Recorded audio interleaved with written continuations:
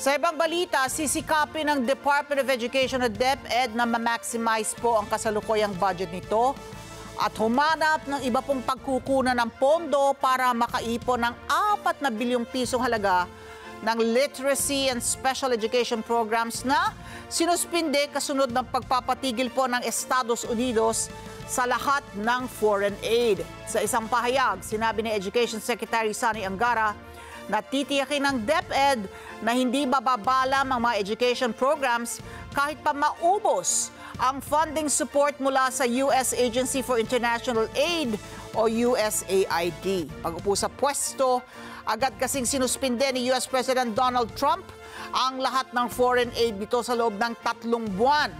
Ito pong 90-day freeze na ito ay nagpatigil sa gawain ng 5 pangunahing DepEd programs at iniwang nakabitin ang mga project staff, contractors at suppliers. Sa kabuuan, nanganganib ang nasa 39 na kasalukuyang programang pinupondohan ng USAID at US State Department sa Pilipinas, kabilang ang programa sa environmental protection at health.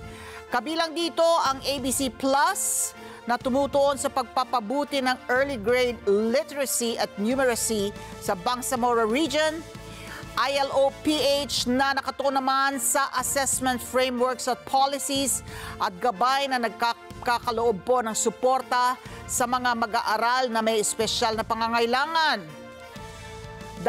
Dalawa pang programa, yan po ang Tracer Study sa Alternative Learning System o ALS graduates at programa naman para pagbutihin ang youth employability ay nakatakda ng tapusin ngayong Pebrero ng taong kasalukuyan.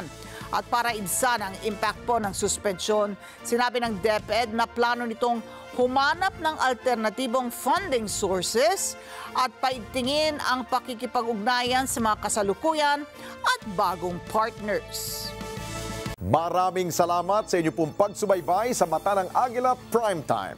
Para malaman ang matatag, matapang at matapat na mga balita, i-follow lamang at mag-subscribe sa @Net25 TV.